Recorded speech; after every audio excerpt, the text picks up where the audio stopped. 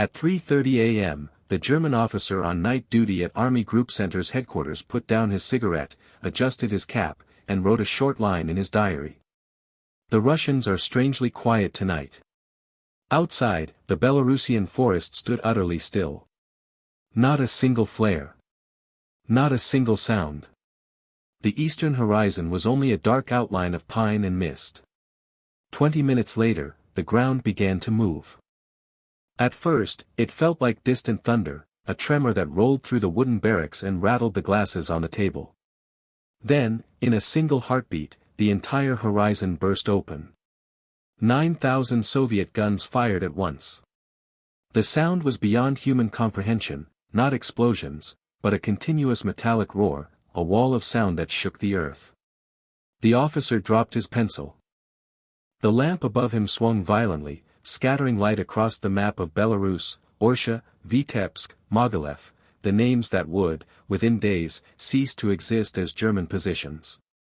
June 22, 1944, the third anniversary of Operation Barbarossa. Exactly 3 years before, German tanks had crossed into the Soviet Union.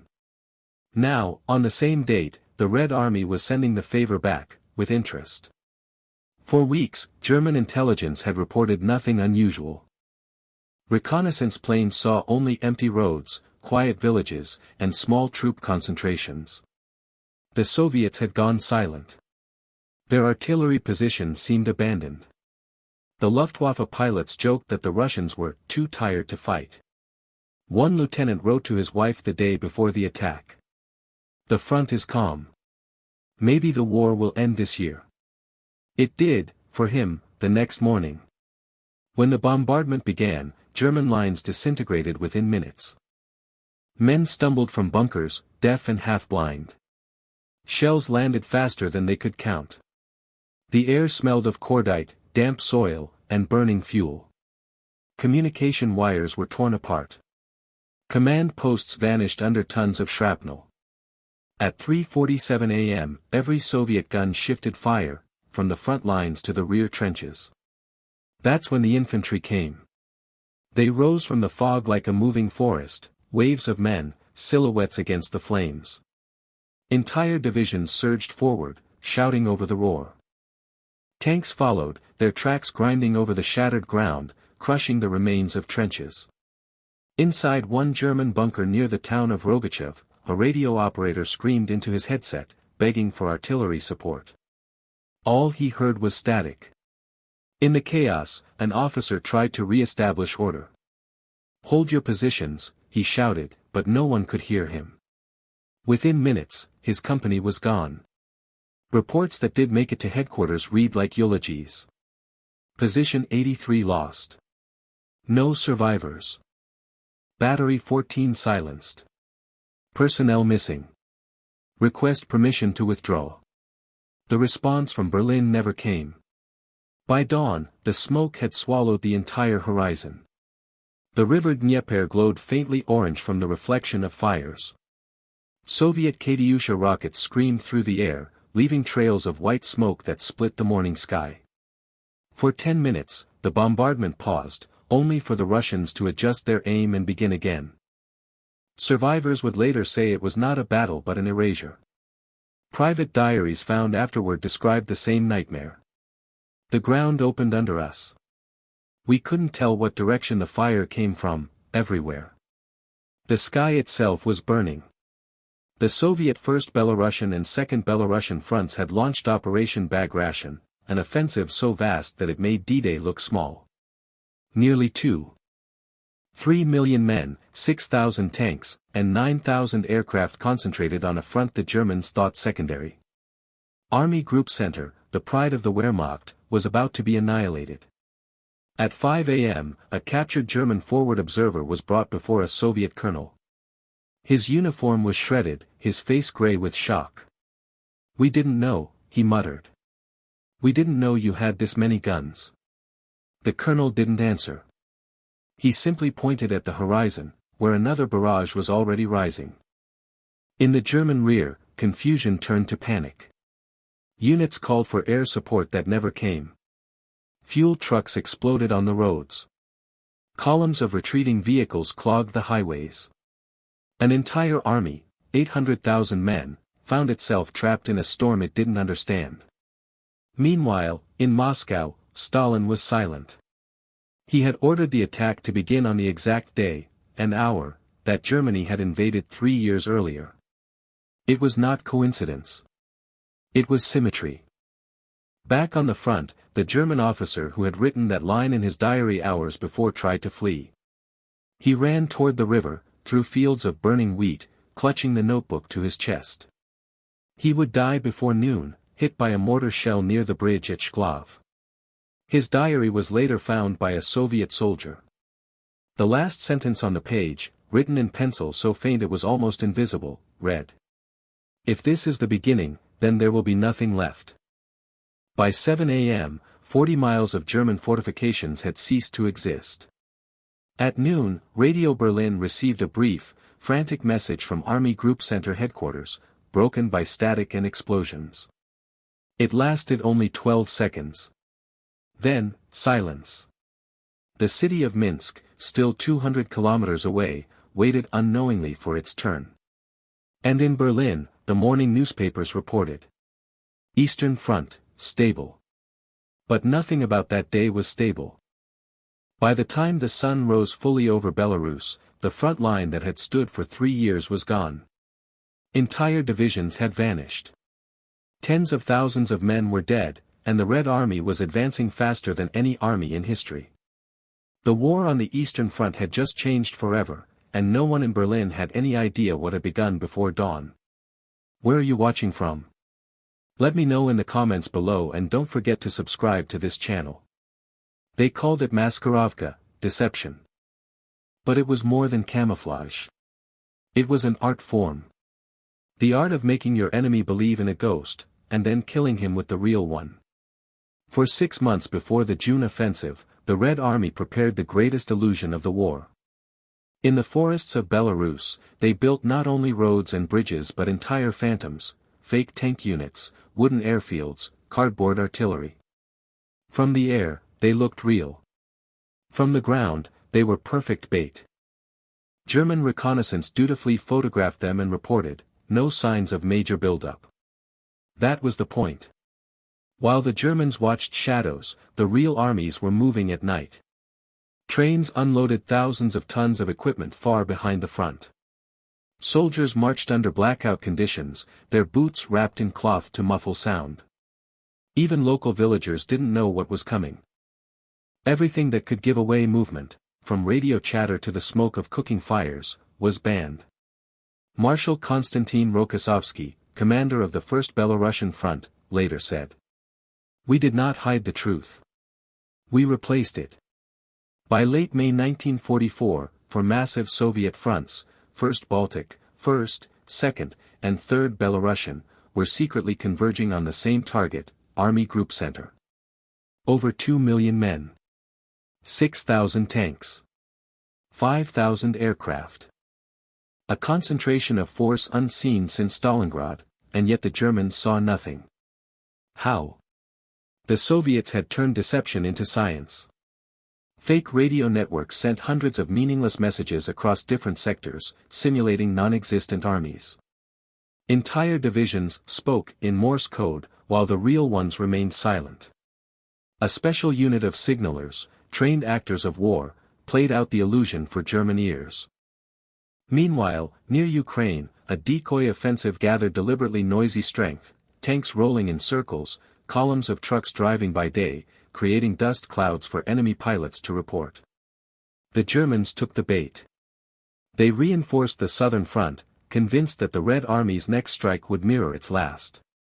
In reality, the true hammer was waiting in the north. In April, Soviet engineers began laying what they called ghost roads, paths made from logs and gravel through impassable marshes. Hundreds of kilometers of new routes, invisible to the Luftwaffe, capable of carrying tanks. Locals recalled the sound at night, the slow, rhythmic knocking of hammers, muffled by trees. By early June, the roads were ready. Along them came the real divisions, entire armies crawling through the forest like a tide. The deception was so complete that even some Soviet officers didn't know the full plan. Orders were sealed in envelopes, to be opened only hours before the assault. When the attack began on June 22, German intelligence still believed it was a diversion. That morning, the Chief of Staff at Army Group Center telegraphed to Berlin. Local Soviet counterattack likely. Situation under control. By evening, the situation was not under control. Intercepted German radio logs from those first hours show confusion turning to disbelief. One operator at Vitebsk reported, enemy strength estimated at division level. 2 hours later, correction, corps level. By nightfall, correction again, impossible to estimate. They had no idea they were facing 4 entire fronts. Later, captured German officers tried to explain the shock. One colonel said, "We didn't think the Russians could move armies like that. We thought their logistics were chaos. But they moved an entire front, and we never saw it." Rokossovsky himself admitted afterward that even the Soviet General Staff had doubted whether such secrecy could hold. If deception were a weapon, he said, we'd already won before firing a shot. The irony was cruel. 3 years earlier, in 1941, the Germans had achieved the same miracle, striking deep into Soviet lines while the Red Army slept. Now the tables had turned completely. What the Germans called discipline, the Soviets turned into silence. What they once mocked as clumsy, the Russians transformed into precision. By the time the German commanders realized what was happening, the trap had already closed. In a captured Wehrmacht field report dated June 24, a desperate officer wrote, "Enemy everywhere. We are surrounded by forces that should not exist. But they did exist, all too. 3 million of them." In Moscow, Stalin received the first coded updates. He read the words slowly, without emotion. Fronts advancing as planned. Enemy unprepared. That was an understatement. By June 25, the Red Army had broken through along a 400-kilometer front. Entire German divisions vanished from the map.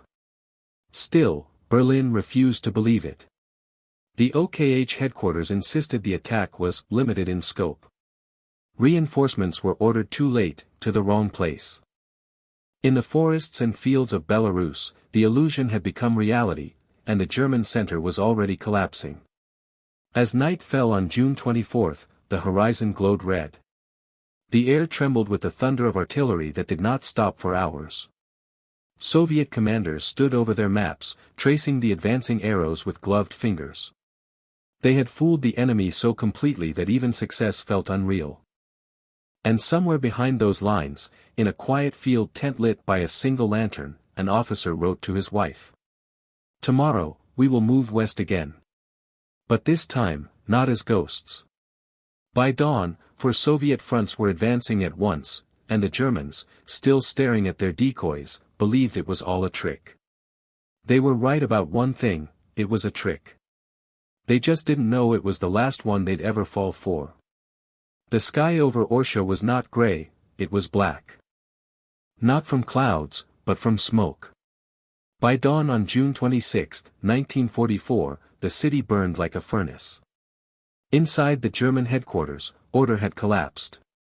Typewriters clattered, maps lay scattered across the floor, and every radio screamed with static. One exhausted officer turned to another and muttered, "There's no one left to answer us." The Red Army had struck from 3 sides.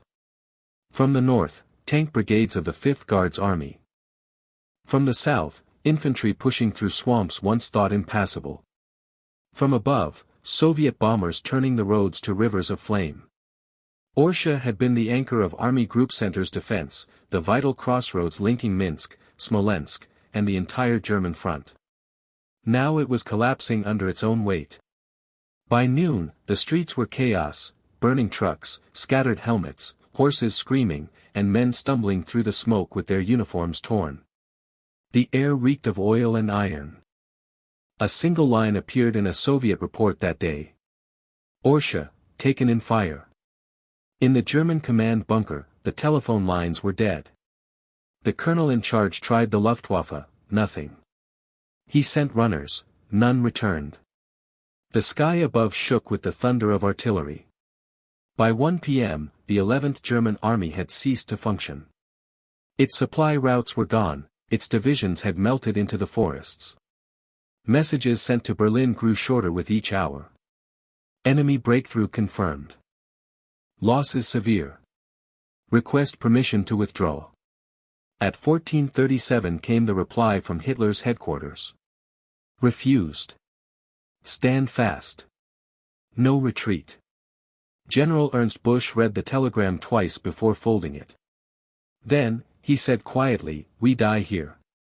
Outside, the bombardment grew heavier.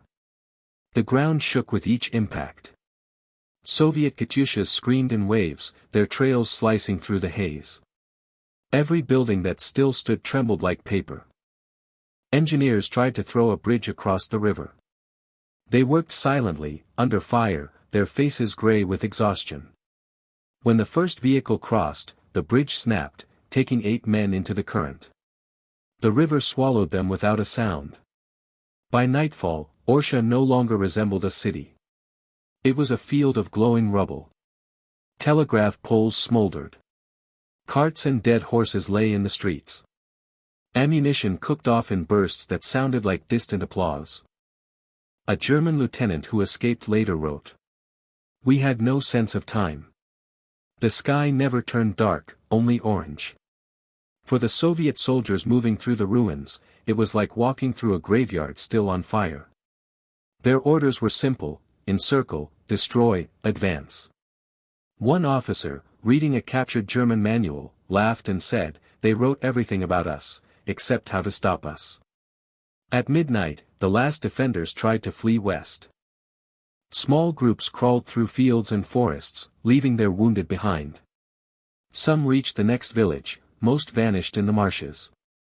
When the Red Army entered at dawn, nothing moved except the smoke. A slogan on a half-collapsed wall still read, "Germany wins on all fronts." A Soviet photographer took a single picture before the wall fell. By the next day, Orsha was gone from the German maps, erased like chalk from a board. The Wehrmacht attempted to regroup near Borisov, but it was too late. The center of the entire Eastern Front had cracked open. Rokossovsky's tanks advanced almost 200 kilometers in 4 days. The speed stunned even Moscow. Stalin reportedly said only, "Good. Keep going." In Berlin, the situation reports were filtered and softened.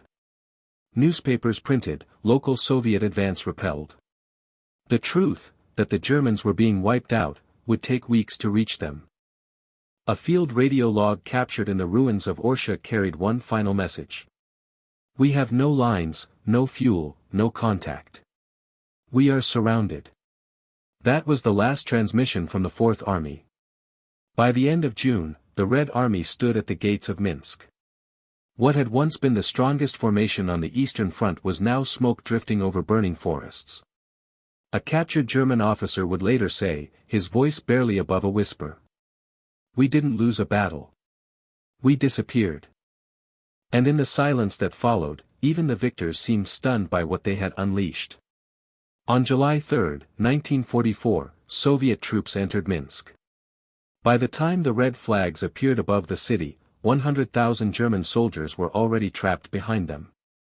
For 3 days, the battle had raged like a storm with no direction.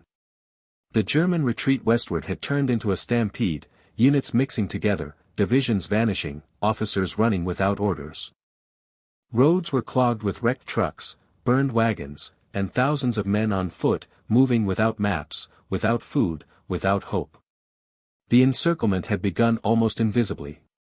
Soviet tank columns, moving faster than the Germans thought possible, had closed the last gaps north and south of the city. When the 5th Guards Tank Army linked up with the 1st Belarusian Front on July 2, the ring snapped shut. Minsk, the proud headquarters of Army Group Center, had become a cage. Inside it, chaos ruled. A captured German message from July 1 read simply, "We are surrounded. Ammunition low. Request air support." The reply never came. By nightfall, Soviet artillery encircled the city completely. The thunder never stopped. Buildings collapsed under the pressure of continuous bombardment. German medics worked by candlelight in cellars filled with the wounded. When the shells hit nearby, dust fell from the ceiling like snow. One survivor later recalled. It was not a battle anymore. It was punishment. Soviet units entered the outskirts before dawn on the 3rd. They met little organized resistance. Most Germans were too exhausted to fight. Many simply raised white cloths, torn shirts, bandages, bedsheets, and waited to be taken. A Soviet lieutenant, writing in his diary that night, described what he saw. We met them on the road, barefoot, filthy, carrying nothing. They did not look like soldiers. They looked like men who had been eaten by their own army. When the fighting finally ceased, the silence that followed felt heavier than the explosions. Minsk lay in ruins. Smoke hung low, and the smell of burning fuel mixed with summer rain. Dead horses blocked the main avenue. Soviet sappers moved through the wreckage, disarming mines left behind by retreating Germans. In the center of the city, soldiers climbed onto the remnants of the Reichskommissariat building and raised a red banner. Others scrawled with chalk on the walls, "Minsk ours again." For the local civilians, it was both liberation and disbelief. Women emerged from basements clutching icons, bread, and photographs. A few cried. Others stared in silence at the young Soviet soldiers, some no older than their sons. Meanwhile, thousands of prisoners began to gather on the roads west of the city. Entire German regiments stood barefoot in the mud, silent, heads down. Among them was General Hans von Tippelskirch, commander of the Fourth Army. His surrender was wordless, a nod, a gesture, and the lowering of a pistol. When Soviet correspondents arrived to photograph the scene, they wrote in their reports that the road to Minsk is lined with helmets. The official Soviet communique that evening read: "Our troops have liberated Minsk. Over 100,000 enemy soldiers encircled and captured." In Berlin, the news was unthinkable. The German High Command issued no public statement for 3 days. The last message received from Army Group Center, requesting reinforcements, had arrived on July 2. After that, there was only silence. Inside the encirclement, not everyone surrendered. Some groups tried to fight their way out, moving west through the forests of Berezina. Soviet patrols found them days later, starving, delirious, sometimes still carrying officers' maps as if the paper itself could guide them to safety. A letter found on a dead German soldier near Molodechno read: "We march without orders. The Russians are everywhere. The sun never sets. I think I am already dead." For the Red Army, the victory was immense but surreal. They had annihilated one of Hitler's strongest formations in less than 2 weeks. The scale of it was beyond comprehension, an entire front dissolved. But amid the triumph came something else: exhaustion, disbelief, and the strange quiet that follows catastrophe. A Soviet war correspondent described walking through the captured city that night. No cheers, no parades. Only the hiss of rain falling on burning roofs. We had seen too much to celebrate. For many soldiers, the sense of victory felt almost wrong. The sight of tens of thousands of prisoners, dirty, broken, hungry, stripped the triumph of glory. One officer reportedly said, looking at the endless columns of captives, "We were told they were invincible. But this is what's left of invincibility." By the end of that week, the fields around Minsk had become makeshift prison camps. Soviet guards herded the captured Germans into open clearings, feeding them from captured rations. Many lay down and fell asleep immediately, even under the rain. When Moscow announced the liberation of Minsk, church bells rang for the first time in years. Stalin ordered a salute of 24 guns, one for each German division destroyed. But for those who had seen the city itself, it was not victory they remembered. It was the silence. A Soviet general summed it up in his after-action report. "We have taken Minsk. The road to the west is open. The war has changed. And indeed, it had. Because the Red Army didn't stop. They called it the rolling front. No pauses. No rest. No time to count the dead. By July 5, 1944, the Soviet advance west of Minsk had turned into something the Germans had never seen before, a front that moved like lightning. Entire divisions disappeared in hours, not days. The Red Army didn't stop to regroup or reinforce. It simply rolled forward, like a machine that had forgotten how to stop. From Minsk to Baranovichi, then to Grodno, 500 kilometers of wreckage, mud, and corpses. The Soviet tank column stretched so far that the rear unit sometimes didn't even know where the front was. Command posts moved twice a day. Roads collapsed under the weight of trucks and tanks. Still, they advanced. In a report to Moscow, Marshal Zhukov wrote, "We have reached the point where the Germans no longer resist. They run." By the second week of July, whole German regiments were surrendering without firing a shot. Soviet soldiers found abandoned artillery still warm from firing, guns the enemy had left loaded. Yet the chaos wasn't one-sided. The Red Army's own supply lines were breaking. Fuel trucks ran dry. Ammunition had to be dropped by parachute. Drivers tore down road signs to melt for spare metal. Anything that moved was pressed into service, tractors, wagons, even bicycles pulling trailers of fuel cans. A Soviet logistics officer wrote in his diary, "We call it victory, but it feels like starvation in motion." The pace was brutal. Some tank crews fought for 3 days straight without rest, eating cold rations inside their vehicles. When the engines overheated, men poured river water over them and kept driving. Sleep became a rumor. By July 10, Soviet troops had liberated Baranovichi. On the 13th, they took Grodno. On the 16th, they reached the Neman River, another line on the map crossed out in red pencil. Behind them lay what German officers would later call the Black Corridor. Fields littered with burned tanks, smashed helmets, and bodies too numerous to bury. In one village near Lida, a Soviet sapper found a German diary lying beside a wrecked half-track. The final entry read, "We are not retreating. We are disappearing." That phrase spread through the Red Army like folklore. Soldiers repeated it quietly as they marched, half in awe, half in disbelief. On July 15, the weather turned against them. Heavy rains transformed the dirt roads into rivers of mud. Columns stalled. Trucks sank axle-deep. Yet the order from Zhukov was simple and relentless. Keep moving. When an officer protested that his men were exhausted, Zhukov replied coldly, "So is the enemy. The difference is, we are winning." Each day brought another ruined town, another river to cross.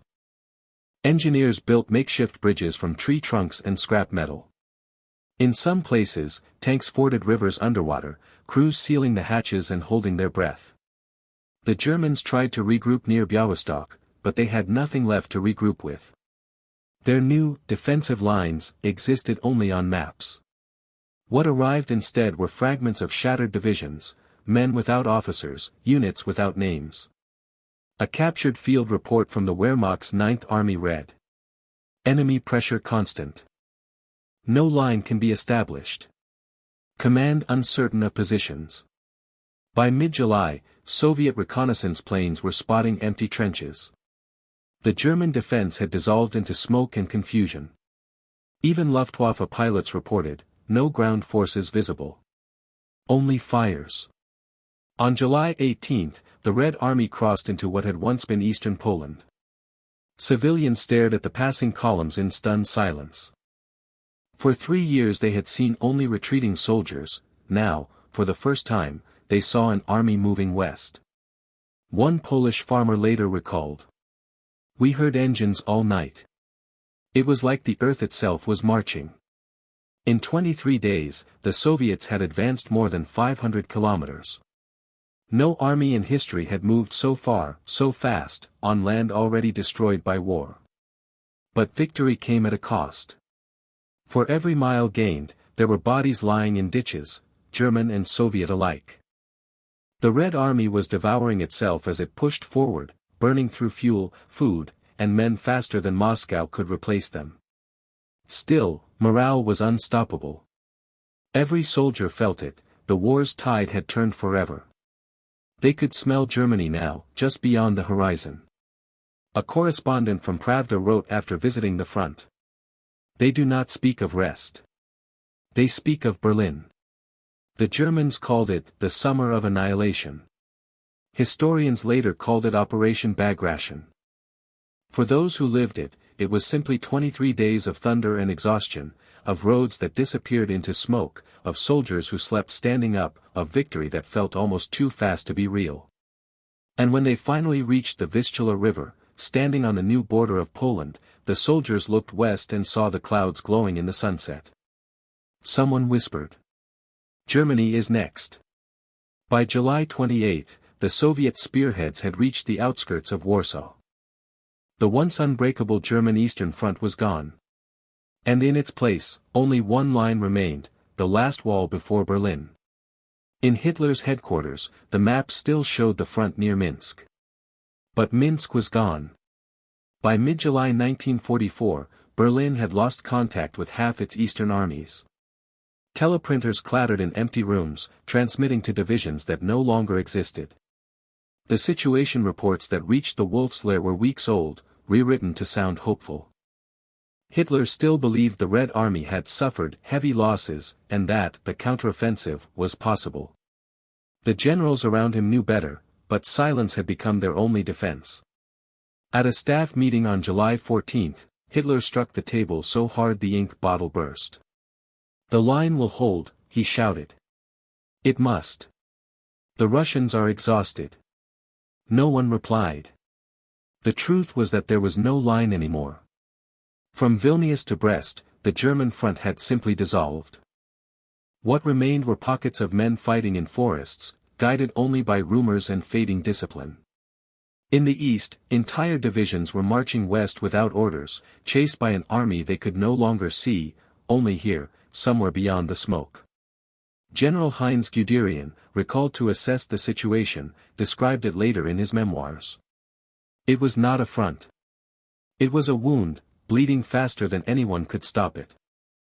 Even as he spoke, Soviet columns were already approaching the Vistula River. The German intelligence service tried to estimate Soviet strength. Their guess, 3 million. The reality was closer to 5. The Wehrmacht had no reserves left to match it. The last panzer units were skeletons, tanks without engines, crews without fuel. Inside the Führerbunker, maps still carried neat blue arrows for planned counterattacks. But by July 20, most of the units they represented were gone. Then came the sound of an explosion, not from the front, but from the Wolf's Lair itself. The failed assassination attempt by Claus von Stauffenberg shook the headquarters more deeply than any Soviet advance. For the first time, Hitler realized the war was no longer outside the walls, it was inside them. While Berlin hunted conspirators, the Red Army crossed the Bug River. On July 22, Soviet reconnaissance units entered Lublin. Local civilians watched them in disbelief, German occupation banners still hung from balconies. The next day, they uncovered the remains of the Majdanek concentration camp, the first camp liberated intact. The images of its gas chambers and ashes reached Moscow within days. Stalin ordered photographers to record everything. In Berlin, Goebbels dismissed it as propaganda. But the pictures were real, and soon printed around the world. Meanwhile, on the ground, the Soviet advance slowed only because their supply lines couldn't keep up. Commanders complained of running on air and will. Some tank crews used captured German fuel, others drained alcohol from abandoned trucks and mixed it with gasoline. Still, they kept moving. A captured German officer near Seidels told his interrogator, "We were told the Russians were savages. But they are machines." In the ruins of the Eastern Front, those words rang true. Hitler refused to evacuate Warsaw. He ordered new defensive lines drawn along the Vistula and the Carpathians, demanding reinforcements that didn't exist. When an officer informed him that the 12th Panzer Division had only 5 operational tanks, Hitler replied, "Then they will fight harder." The meeting ended in silence. By the end of July, the Red Army had advanced more than 600 kilometers in 30 days, farther than Napoleon in a season. The once mighty Army Group Center was gone, 57 German divisions destroyed, over 400,000 men lost. In the halls of the OKH command in East Prussia, a young signals officer filed a report stamped urgent. It contained only 3 words. No front remaining. The paper never reached Hitler's desk. For the men at the front, the war's geography had shifted forever. Rivers that had once seemed distant now lay behind them. Cities like Minsk, Smolensk, and Orsha, once names of triumph, were now just coordinates in the ashes. A Luftwaffe pilot who barely escaped capture described the retreat in his log. "We flew west looking for the front. There was nothing. Only smoke." In Moscow, Stalin received reports with a rare smile. When one general warned that the army was exhausted, Stalin said quietly, "So is the enemy. Keep going." By July 30th, Soviet tanks reached the eastern banks of the Vistula. Across the river lay Warsaw, the last stronghold before Germany itself. That night, a message went out from Zhukov's headquarters to all units. Operation Bag Ration complete. Prepare for the next phase. The greatest German army on the Eastern Front had been erased in 30 days. But for the millions who survived it, soldiers, prisoners, civilians, the war was far from over. Because beyond the Vistula, another storm was waiting to begin. They called it Victory Road. But for 40 miles, there was no road, only burned tanks, twisted tracks, and the silence of 300,000 dead men. By the first week of August 1944, the thunder had stopped. The Red Army stood at the Vistula River, staring west across the water toward Warsaw. Behind them stretched a wasteland of ash and wreckage, the trail of Operation Bag Ration. The soldiers called it the Dead Road. A Soviet sapper wrote in his diary, "We advanced faster than our own dead were buried." For a month, they had lived inside motion itself, marching, fighting, sleeping standing up. Now, when the movement ended, silence felt like suffocation. The men were starving, their tanks bone dry. Trucks stood abandoned on the roadside, their tires melted, their engines silent. Horses dropped dead in their harnesses. The summer air was thick with heat and the smell of rot. Flies covered the faces of the fallen. Crows circled over the wreckage. The Red Army had reached the gates of Poland's capital, but they had nothing left with which to move. Fuel had run out. Ammunition was nearly gone. Communications broke down across entire fronts. The great machine that had crushed the German center had simply outrun its own heart. Commanders sent frantic reports to Moscow. "We can see the city, but we cannot reach it." Across the river, Warsaw burned. On August 1st, the Polish Home Army rose against the German occupiers, believing Soviet tanks would arrive within hours. They waited, listening to the distant rumble of artillery, but the Red Army stopped. Orders came down to hold the line. To regroup. To restore supply. For the men on the eastern bank, the decision felt like betrayal. A platoon commander later recalled, "We watched the city through our binoculars. We could see the smoke, the flashes. The Poles were fighting and dying, and we just stood there." Some soldiers tried to cross the river on makeshift rafts. Most drowned or were shot by German machine guns before reaching the other side. Those who survived were court-martialed for unauthorized action. At night, the flames from Warsaw glowed on the horizon like a second sunset. The soldiers on the eastern bank could see everything, the burning rooftops, the flicker of gunfire, the endless smoke, yet were ordered to remain still. An American diplomat in London wrote in his report, "The Soviet advance, unprecedented in speed, now halts. The cost, unspeakable." But it wasn't only exhaustion. Some whispered that the pause was deliberate, that Stalin wanted the Polish uprising to fail, so that when his own forces entered, the country would be his alone. The soldiers didn't speak of it aloud, but they felt it in their stomachs, that cold, bitter truth that victory could also be a weapon. A young Soviet radio operator, 20 years old, wrote home. "I can hear them fighting. We are so close I can see their church spires. But our orders are to wait. Tell mother that waiting is harder than war." In the forests behind the lines, hospitals overflowed. Doctors operated under canvas tents, cutting by lantern light. One medic later said, "There was no morphine left. We gave men vodka, or lies." The bodies of horses lined the ditches. The men didn't bury them, they were too weak. They just stepped over them, heading nowhere. Still, the Germans feared the Red Army even in its silence. For them, the pause felt like a storm gathering strength. Reinforcements were rushed toward Warsaw, though everyone knew they would die there too. When the Soviets finally received fuel, it came too late. By mid-September, the Warsaw Uprising had been crushed. The city was rubble, its people slaughtered. Across the river, Soviet soldiers stood in stunned silence. One remembered. "We heard the gunfire stop. That was how we knew they were all dead." The Red Army buried its dead by the Vistula, not from battle, but from exhaustion and disease. They dug shallow graves beside the tanks, using helmets as shovels. Then they waited, for orders, for strength, for something like an end. Journalists who arrived weeks later described the scene. Roads that were not roads, just lines of bones and burned metal. The air smelled of iron and dust. There were no birds. They called it Victory Road. But victory had never looked so hollow. When reports reached Moscow, the language was clean and triumphant. Soviet forces have reached the Vistula.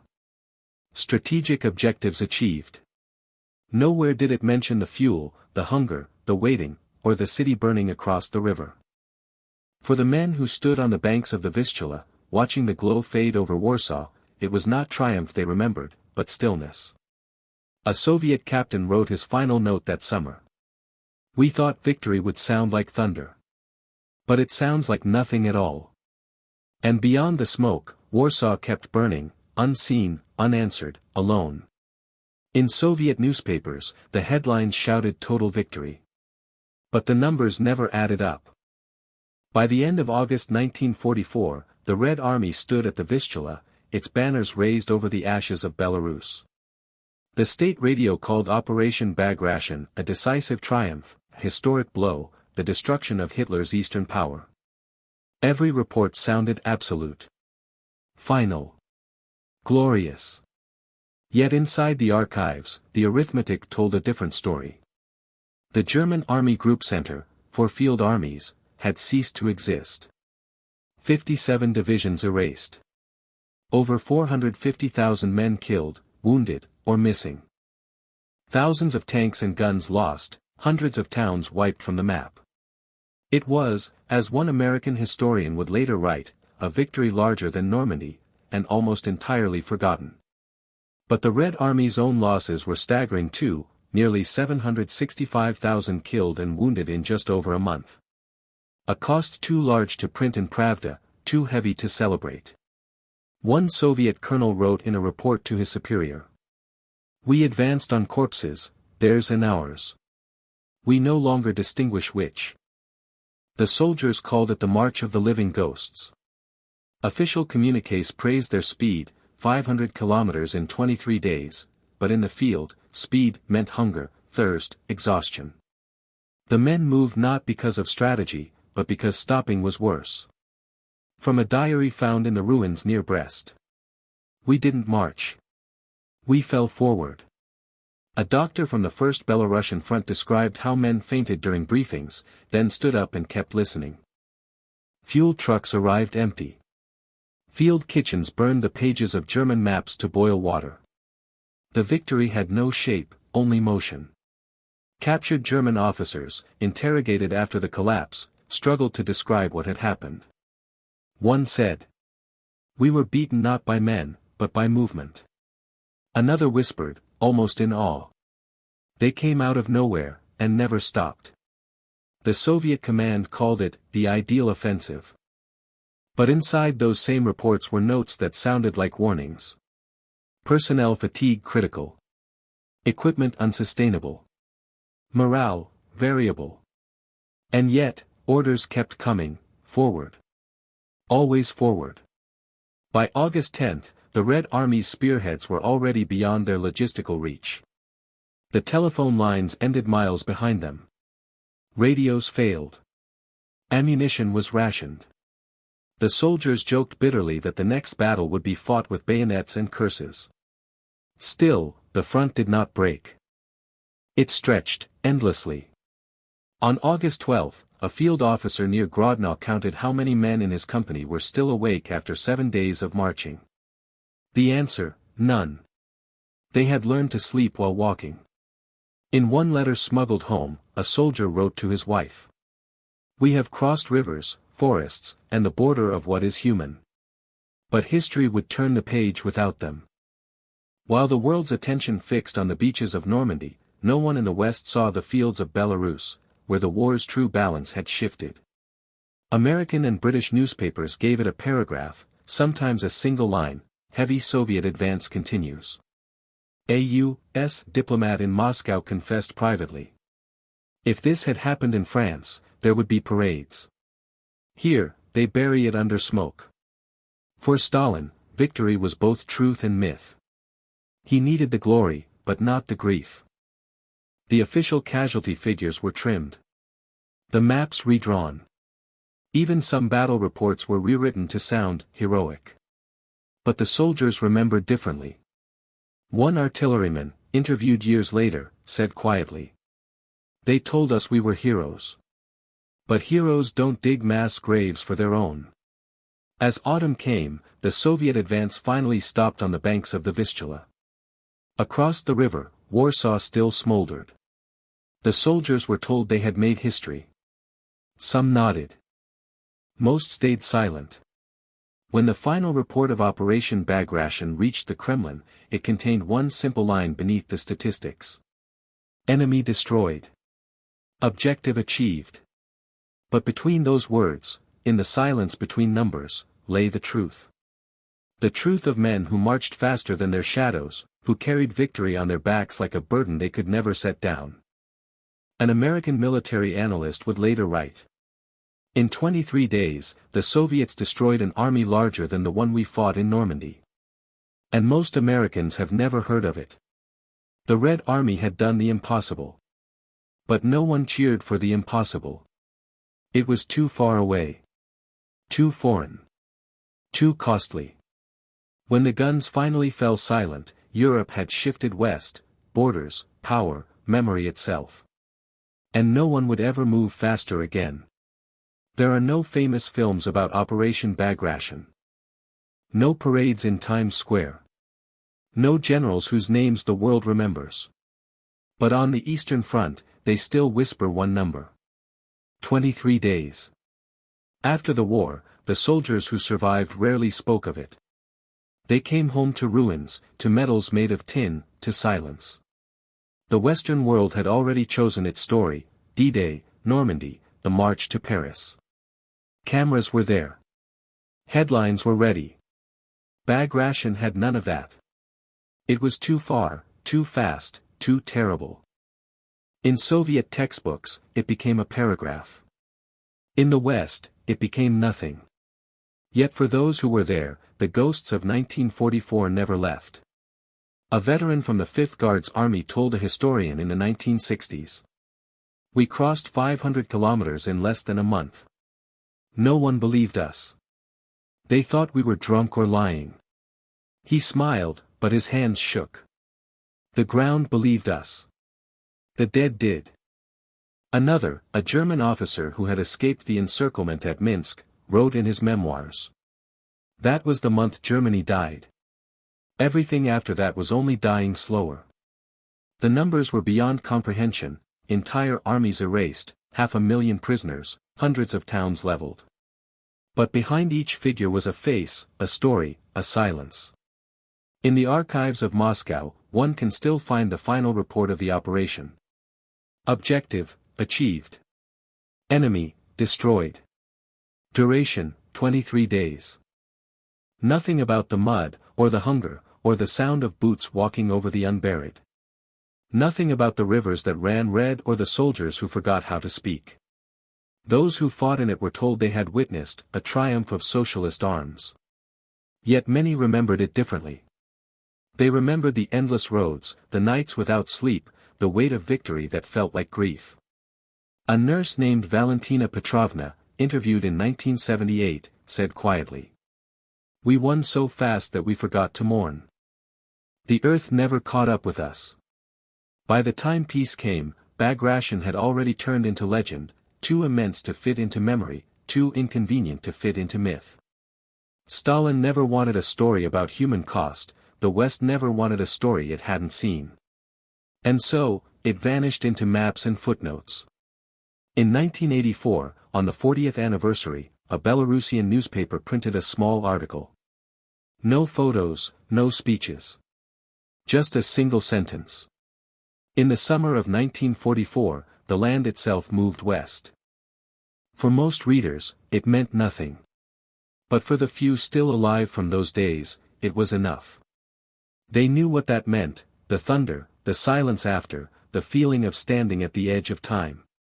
A Soviet officer once said, near the end of his life, "We were not heroes. We were the weight that history used to crush the enemy." His words were never published. Today, when historians speak of turning points, they mention Stalingrad, Normandy, the Ardennes. Few remember the place where an empire broke apart in a single month, where the war's outcome was sealed not by speeches, but by exhaustion, will, and impossible speed. There are no monuments that capture it properly. No soundtrack, no glory. Only the echoes of an army that moved faster than history could write its name. A single line survives in the notes of a Soviet reporter who followed the front and lived to see the end. "We thought we were chasing the Germans. But we were chasing the end of the world." Sometimes, history forgets the quiet victories. The ones that end not with cheers, but with a long exhale, the sound of men laying down their weapons and realizing they have outlived the noise. Because wars are fought with guns. But peace is built in silence. And in that silence, the ghosts of those 23 days still march. Carrying a victory too heavy to celebrate. And too important to forget.